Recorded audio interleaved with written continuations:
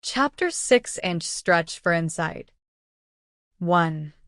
Leah Chadwell had been baking for only a year when she began to daydream about starting her own company. In her day job, she worked at an animal hospital, the same place she'd once brought her dogs for medical treatment. After visiting a few times as a customer, she realized, "I want to work here." She begged for a job, and 4 months later, a role as a vet tech opened up. 9 years later, though, she felt like she'd maxed out the pay raises and promotions available to her. She also worried it was a young person's job. Am I really going to be wrestling golden retrievers when I'm 65? She wondered. She spent every weekend in the kitchen, making Swedish cookies, pastries with exotic spices, flavored brioches. Friends and family started telling her, "You should have your own bakery," which is the kind of advice you give when you expect free samples down the road. One day in 2006, her husband, Sam, heard a story on the radio about a business that allowed you to test drive your dream job. For a fee, Vocation Vacations could arrange for you to spend a few days shadowing people who were living your dream. The jobs available for visit included cattle ranching, managing a bed and breakfast, owning a winery, and there it was, starting a bakery. Chadwell jumped at the opportunity, flying to Portland, Oregon, to work with the owners of a bakery and chocolate shop. It was like being able to rent a mentor. She loved it and returned home determined to start her own bakery.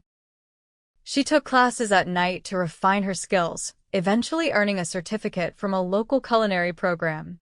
In 2010, she was ready. She opened a pound of butter. She made custom cakes for birthdays and weddings and supplied pastries to local restaurants, working evenings and weekends while she kept her job at the animal hospital. Eventually, she planned to open a full retail shop. "I would daydream about how the bakery would be," she said.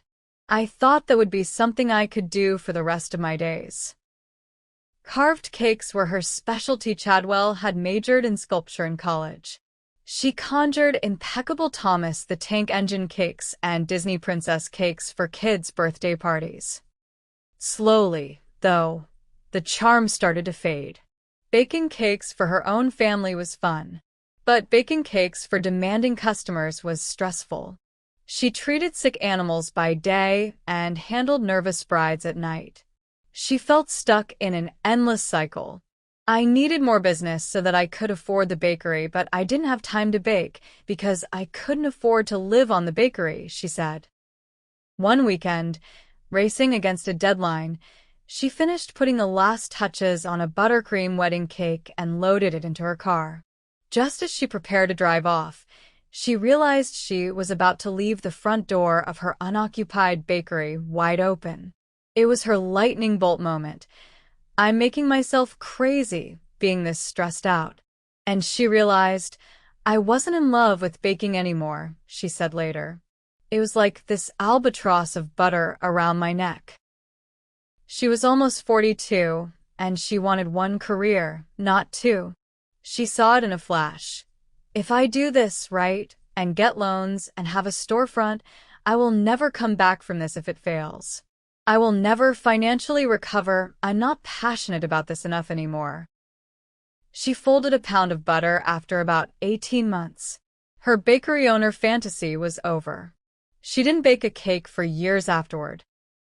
This is not the ending we crave. We want likable entrepreneurs to succeed. We want daydreams to come true. Did Leah Chadwell fail? In some ways, yes. But it's not quite that simple. Chadwell doesn't regret starting her bakery, and she doesn't regret closing it. What she gained was the insight that comes from experience. She came to accept, she said, some qualities that made her the wrong person to run her own business. "I'm unorganized, impractical, fickle. While these traits make me a great candidate for a wacky friend, they are just awful to try to form a business around.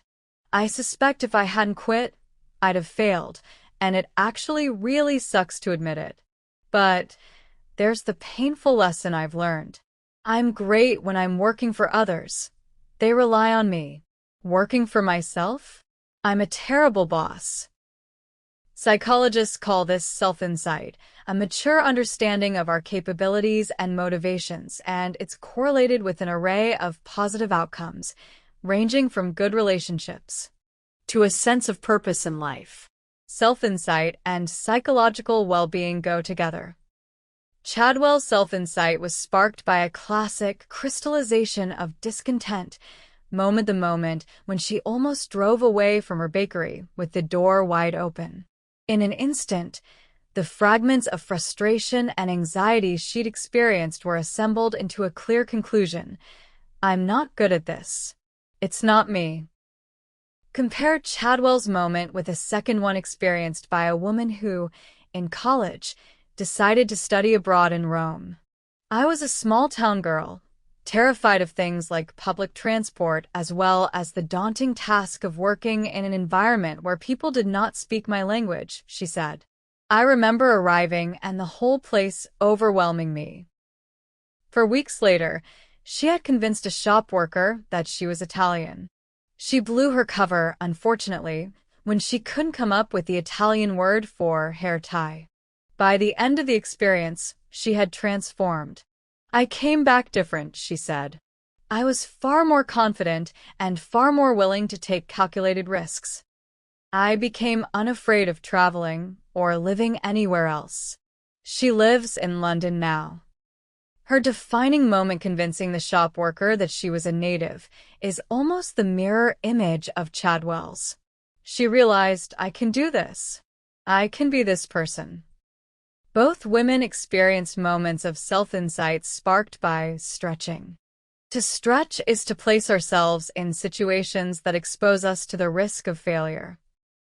What may be counterintuitive is that self-insight rarely comes from staying in our heads. Research suggests that reflecting or ruminating on our thoughts and feelings is an ineffective way to achieve true understanding. Studying our own behavior is more fruitful. Wouldn't I make a fabulous bakery owner? Could I hack it in Italy? These are important questions, but impossible to answer in one's head. Better to take a risk, try something, and distill the answer from experience rather than from navel-gazing. Action leads to insight more often than insight leads to action. Learning who we are and what we want and what we're capable of, it's a lifelong process. Let's face it, many of us became adults with homes and jobs and spouses long before we really understood ourselves. Why do we react the way we do? What are our blind spots? Why are we attracted to the kind of friends and lovers that we seek out? Self-understanding comes slowly. One of the few ways to accelerate it to experience more crystallizing moments is to stretch for insight. 2.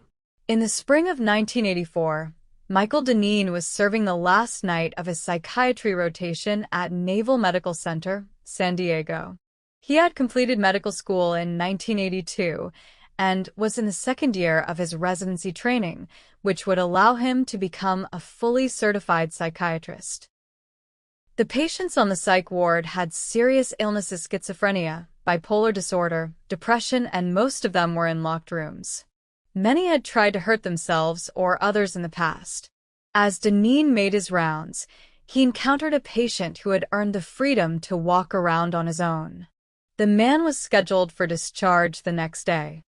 He stopped Deneen and said, "I have some things I'd like to ask you."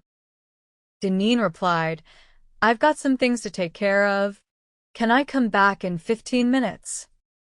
The patient nodded, and Deneen continued with his rounds. 10 minutes later, a code blue call came over the intercom, meaning a patient needed resuscitation. Typically, the announcement directed staffers to a specific floor and room within the hospital, but this time it directed them to the exterior courtyard. Deneen rushed outside. Sprawled on the ground was the patient he'd just spoken to.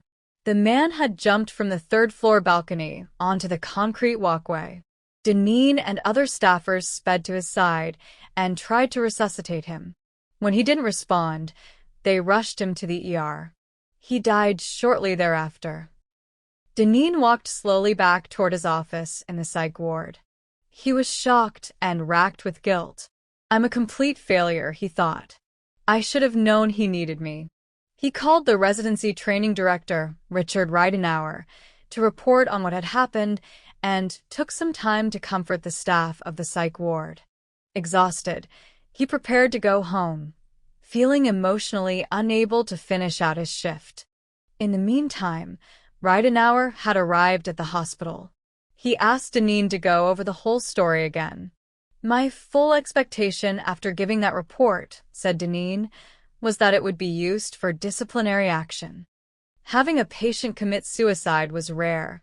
Having 1 inch commit suicide in the apparent safe haven of the hospital was even rarer. Deneen was not sure he'd be allowed to practice anymore. Instead, Reidenauer said, "Okay, let's get back to work." He led Deneen to the operating room, where they picked out some clean scrubs and a white coat. Then they returned to the psych ward. And Reidenauer, his mentor, stayed with him the whole night. In recalling the episode later, Reidenauer said, I didn't want to send a message to Mike that he had done something wrong. I wanted to send a message to him that he was fine. Let's move on. It's kind of like death in combat. Patients die on the triage table, you go on. There are other patients who are waiting in the wings. Maybe you can save them.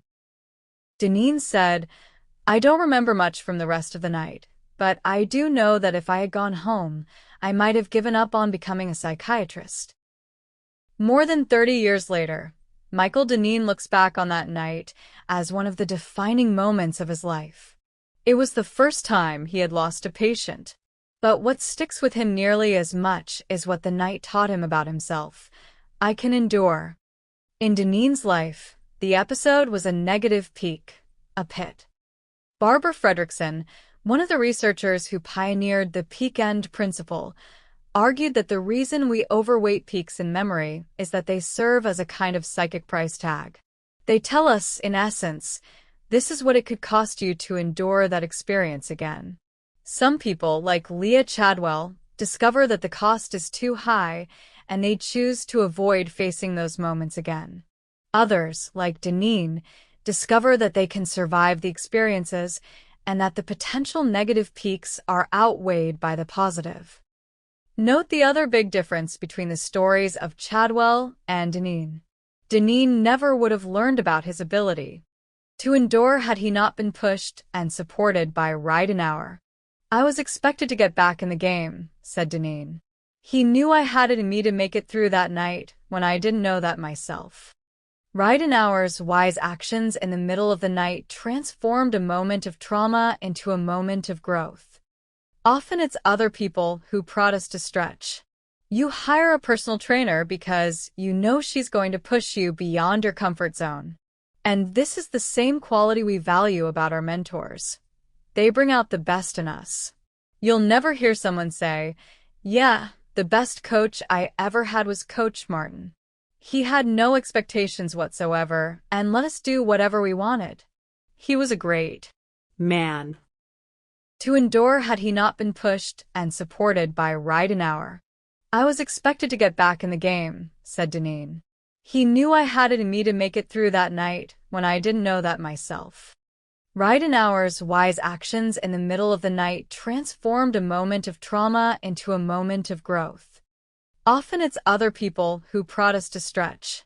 You hire a personal trainer because you know she's going to push you beyond your comfort zone. And this is the same quality we value about our mentors. They bring out the best in us. You'll never hear someone say, yeah, the best coach I ever had was Coach Martin. He had no expectations whatsoever and let us do whatever we wanted. He was a great man to endure had he not been pushed and supported by Reidenauer. I was expected to get back in the game, said Deneen. He knew I had it in me to make it through that night when I didn't know that myself. Reidenauer's wise actions in the middle of the night transformed a moment of trauma into a moment of growth. Often it's other people who prod us to stretch. You hire a personal trainer because you know she's going to push you beyond your comfort zone. And this is the same quality we value about our mentors. They bring out the best in us. You'll never hear someone say, "Yeah, the best coach I ever had was Coach Martin. He had no expectations whatsoever and let us do whatever we wanted. He was a great man." What are the defining moments in this situation? There are two. The first was the intern sermon at the Easter Vigil service. That's a moment of elevation, raised stakes, pride, and insight. I can handle this. It was a moment created or enabled by Pastor Honig's push. But Pastor Honig also stretched. He made himself vulnerable. He risked failure by trusting an intern with such an important moment. And as a result of taking that risk, he gained insight. The rest of the staff knows how particular I am about the preaching task during Holy Week and Easter. So they were surprised when I let others take some of the preaching load that week. They all rose to the occasion. It also gave me pause to reflect on how I might make that more of my practice. It's something I've been working on, and we are reaping the benefits. 3. Mentors push, men's stretch.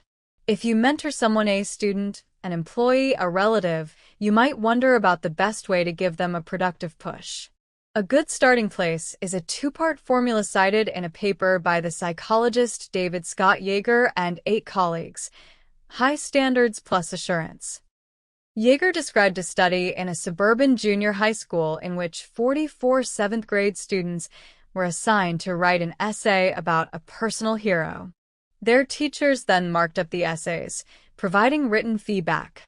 At that point, the researchers collected the papers from the teachers and split the essays randomly into 2 piles.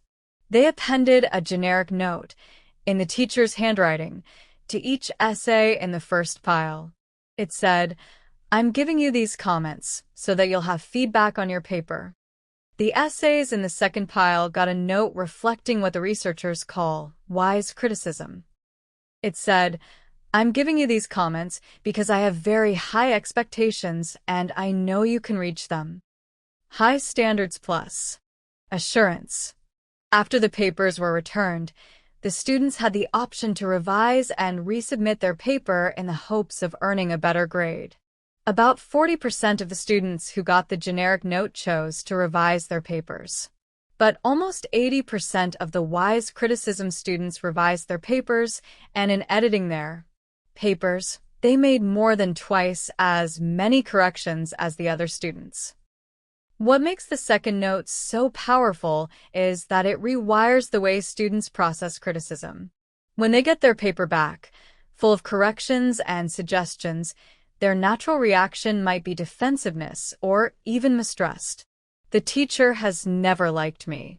But the wise criticism note carries a different message. It says, "I know you're capable of great things if you'll just put in the work." The marked up essay is not a personal judgment. It's a push to stretch. 4. In organizations, mentorship can take a stronger form. High Standards plus Assurance is a powerful formula, but ultimately it's just a statement of expectations. What great mentors do is add 2 more elements: direction and support. I have high expectations for you, and I know you can meet them. So try this new challenge, and if you fail, I'll help you recover. That's mentorship in 2 sentences. It sounds simple, yet it's powerful enough to transform careers.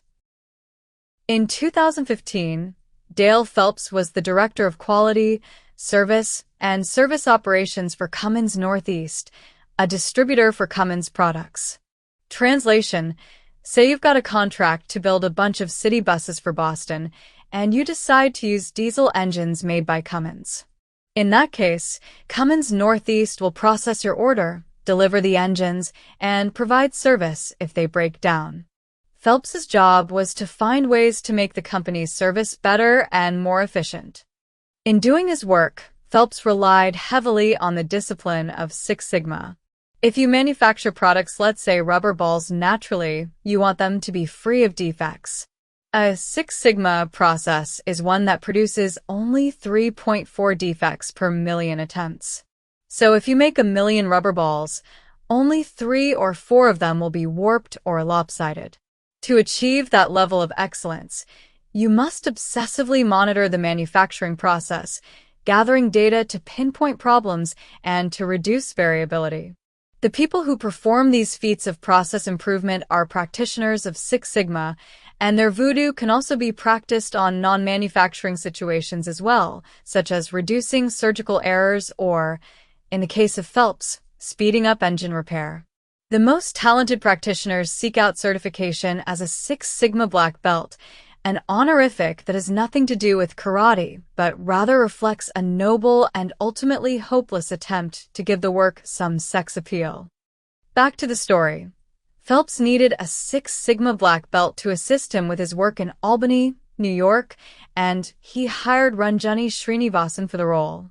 Raised in India, Srinivasan had been in the United States for only 3 years, having come to complete her master's degree in mechanical engineering.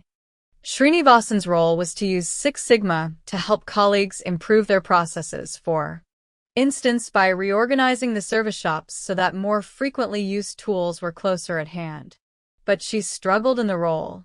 She was kind of shy, a little withdrawn, said Phelps. He worried that she wasn't assertive enough to be taken seriously by the experienced hands at the firm. Srinivasan had a different perspective. She wasn't introverted. Her friends had nicknamed her Thunder because they always knew when she was in the room. Rather, she was overwhelmed. She knew a lot about Six Sigma, but almost nothing about servicing diesel engines. In meetings, she felt as if her colleagues were speaking in Greek and Latin. She'd take notes of all the terms they used and ask someone later what they meant. At her first team meeting for a Six Sigma project, she sat silently and afterward approached Phelps, distraught. "I was so upset," she said. "I was seen as this new hire who knew nothing." There was grumbling about her performance. Phelps knew she was the right person for the job, but she was in jeopardy. So he gave her a push. Phelps challenged her to get out in the field and spend some time learning the business. Until she could speak the insider's language, it would be difficult for her to command respect. "I was a little apprehensive," Srinivasan said. Visiting the field meant leaving the safety of her own expertise, which was data and spreadsheets. She worried about exposing her lack of knowledge to her colleagues. Plus, she was young, 24, female, and Indian, all 3 of which were uncommon in the company.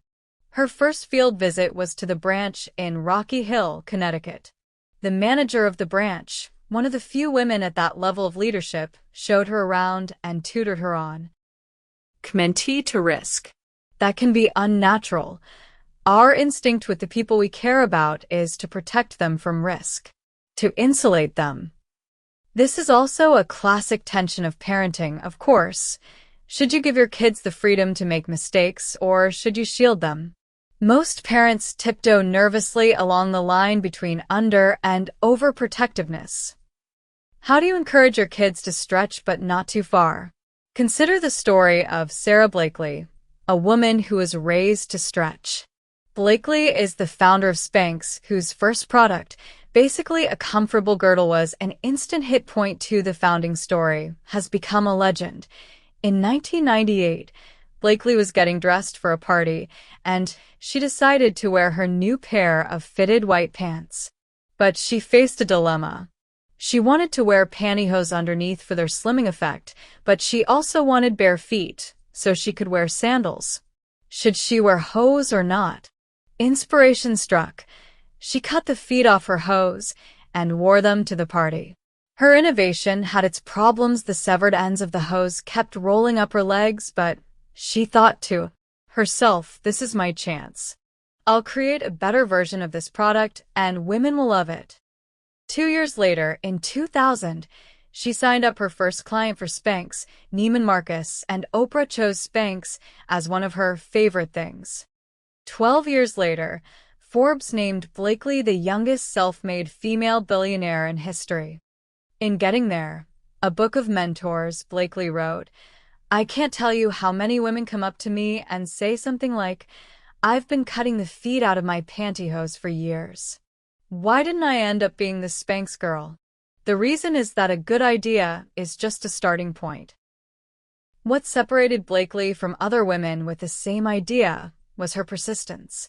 In the early days of Spanx, she heard constantly that her idea was stupid or silly. In one meeting with a law firm, she noticed that one of the lawyers kept looking around the room suspiciously. Later, the lawyer confessed to her, "Sarah, I thought when I first met you that your idea was so bad that I thought you had been sent by a candid camera." Men were largely incapable of understanding the genius of her idea, and unfortunately men held most of the positions she needed to influence to get the product made. She tried, in vain, to find one female patent lawyer in the state of Georgia. The owners of textile mills men all rejected her idea again and again. She was only able to create a prototype of the product when one mill owner shared the idea with his daughters, who insisted that he call her back. What equipped her to survive this gauntlet of failure? Blakely's previous job had been selling fax machines. When she started that job, she didn't receive a lead sheet of people interested in owning a fax machine. Instead, her supervisor gave her a territory of 4 zip codes and handed her a phone book for leads. "I would wake up in the morning and drive around cold calling from 8 until 5, she wrote. Most doors were slammed in my face. I saw my business card ripped up at least once a week, and I even had a few police escorts out of buildings. It wasn't long before I grew immune to the word no, and even found my situation amusing." That's a powerful moment of insight. She realizes, "I don't fear failure anymore. It's no longer an obstacle to me." Blakely had been selling fax machines for 7 years when she attended the party in her white pants and had her Spanx epiphany. Her relentlessness in building Spanx came from enduring 7 years' worth of mostly failure. To be clear, she was very successful as fax salespeople go. What's the source of Blakely's extraordinary grit? It was incubated, no doubt, by her time in sales. But there was something else in her background as well. When Blakely and her brother were growing up, her father would ask them a question every week at the dinner table. "What did you guys fail at this week?" If we had nothing to tell him, he'd be disappointed, Blakely said. The logic seems counterintuitive, but it worked beautifully. He knew that many people become paralyzed by the fear of failure. They're constantly afraid of what others will think if they don't do a great job and, as a result, take no risks. My father wanted us to try everything and feel free to push the envelope. His attitude taught me to define failure as not trying something I want to do instead of not achieving the right outcome. His question, "What did you guys fail at this week?" was a push to stretch. It was an attempt to normalize failure, to make it part of a casual dinner conversation. Because when you seek out situations where you might fail, failure loses some of its menace. You've been inoculated against it. Mr. Blakely's daughter Sarah internalized the meaning of that dinner table question more than he ever could have imagined. That's the story ending that we crave, a likable entrepreneur, inspired by her father, lives her dream, and is richly rewarded by the world. Some entrepreneurs win, some entrepreneurs lose. What they share is a willingness to put themselves in a situation where they can fail. It's always safer to stay put. You can't stumble when you stand still. This is familiar advice for anyone who has ever browsed a self-help aisle of books. Get out there. Try something different. Turn over a new leaf. Take a risk. In general, this seems like sound advice, especially for people who feel stuck. But one note of caution, the advice often seems to carry a whispered promise of success. Take a risk and you'll succeed. Take a risk and you'll like the new you better. That's not quite right. A risk is a risk. Leah Chadwell took a risk on a bakery. It made her miserable. If risks always paid off, they wouldn't be risks. The promise of stretching is not success, it's learning. It's self-insight. It's the promise of gleaning the answers to some of the most important and vexing questions of our lives. What do we want? What can we do? Who can we be? What can we endure? A psychiatric intern learns that he has the strength to endure trauma. A small-town girl learns she can thrive in a foreign country. And even those who fail benefit from learning. Chadwell learned more about what she truly values in life. By stretching, we create moments of self-insight, that wellspring of mental health and well-being. We will never know our reach unless we stretch. Vocation Vacations has since become Pivot Planet, with a focus on calls rather than in-person visits. Just wanted you to know that we resisted the urge to include a cheap joke about Spanx in the stretch chapter. Moments of Insight. The Whirlwind Review. Moments of insight deliver realizations and transformations. They need not be serendipitous. To deliver moments of insight for others, we can lead them to trip over the truth, which means sparking a realization that packs an emotional wallop. Kamal Khar's CLTS causes communities to trip over the truth of open defecation's harms. Tripping over the truth involves 1. A clear insight, 2. Compressed in time, and 3. Discovered by the audience itself. In a dream exercise, professors discover they're spending no time in class on their most important goals. To produce moments of self-insight, we need to stretch, placing ourselves in new situations that expose us to the risk of failure. Leah Chadwell took a risk by opening a bakery. Overwhelmed, she closed it, and in the process learned more about her capabilities and her values. Mentors can help us stretch further than we thought we could, and in the process they can spark defining moments.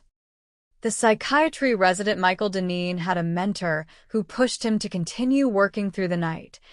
He knew I had it in me to make it through that night when I didn't know that myself.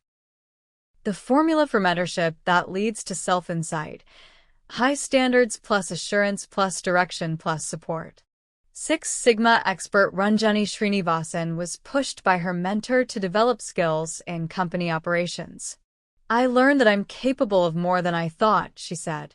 Expecting our ments to stretch requires us to overcome our natural instinct to protect the people we care about from risk, to insulate them.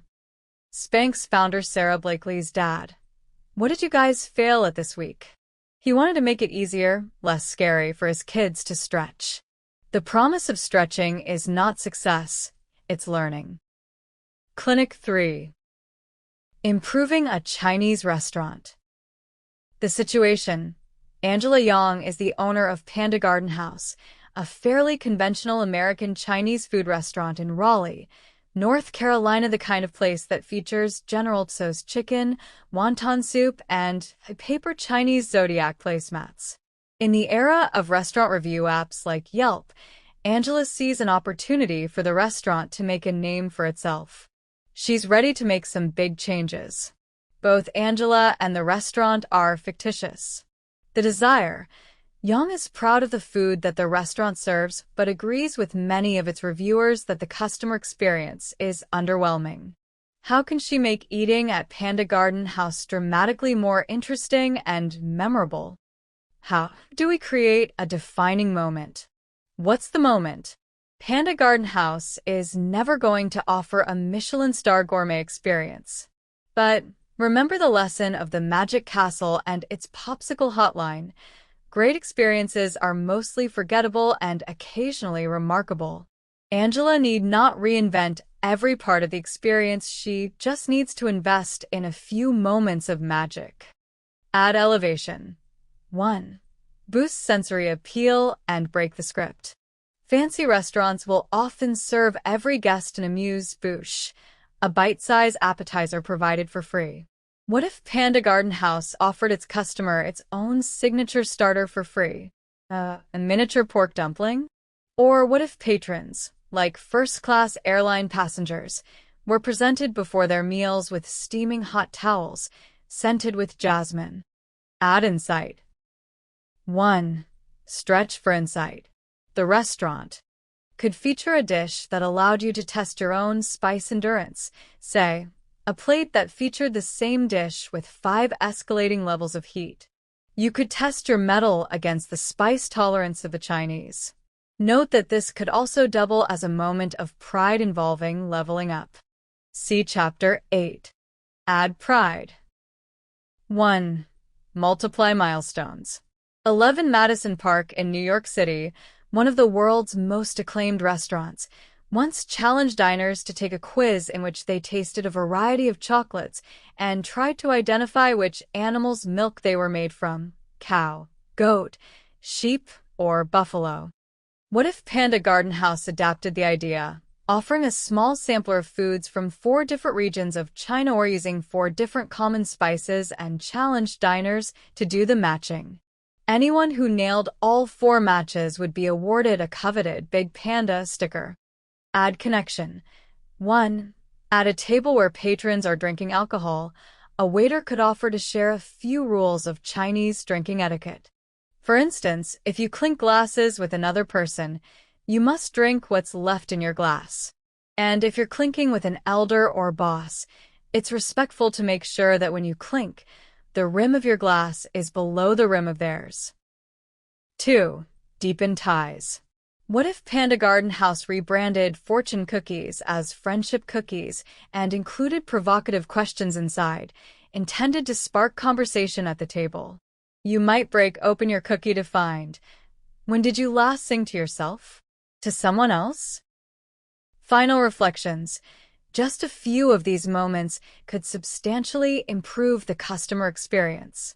Many of these ideas were suggested by a class of business students. No doubt real restaurateurs would have much better ideas. What we wanted you to see in this clinic is that it's easy to generate ideas for memorable experiences simply by paying attention to the principles you've encountered in this book. Moments of elevation. Moments of insight. Moments of pride. Moments of connection. Introduction to moments of pride. Moments of elevation lift us above the everyday. Moments of insight spark discoveries about our world and ourselves. And moments of pride capture us at our best, showing courage, earning recognition, conquering challenges. How do you make moments of pride? The recipe seems clear. You work hard, you put in the time, and as a result, you get more talented and accomplish more, and those achievements spark pride. Simple as that. There's a lot of truth to that roll-up-your-sleeves advice. But when you start thinking in moments, you notice that the advice misses several important points. First, regardless of how skilled we are, it's usually having our skill noticed by others that sparks the moment of pride. If you think about your own moments of pride in your career, our bet is that many of them were examples of recognition. You were promoted. You won an award. You were praised. In Chapter 7, we'll see how simple and powerful it can be to create defining moments for others through recognition. We'll also encounter an experience that lasts an hour and elevates your happiness for a month afterward. And no, it's not Krispy Kreme. What's also true is that 2 people chasing the same goal and putting in the same amount of hard work can experience different amounts of pride, depending on how they choose to structure their work. You'll learn how to design for pride, using the principles of gaming to multiply the number of defining moments you experience en route to your destination. Chapter 8. Multiply milestones. You'll come to understand, for instance, why so many Americans never hit their goal to learn Spanish. Finally, we'll investigate some of people's proudest experiences, moments of courage, moments when they stood up for what they believed in. These moments are not a byproduct of hard work. The opportunities to be courageous can arise unexpectedly, and sometimes we kick ourselves later that we didn't act. But we'll see that, just as we can practice physical and intellectual skills, we can practice the moral skill of courage. Chapter 9. practice courage. We'll study how soldiers get comfortable with defusing bombs and how arachnophobes can make peace with spiders. In short, hard work is essential, but it doesn't guarantee that we'll experience defining moments.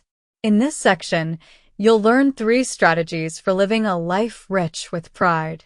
So turn the page and transport yourself back to a time that spawns many negative, defining moments. Middle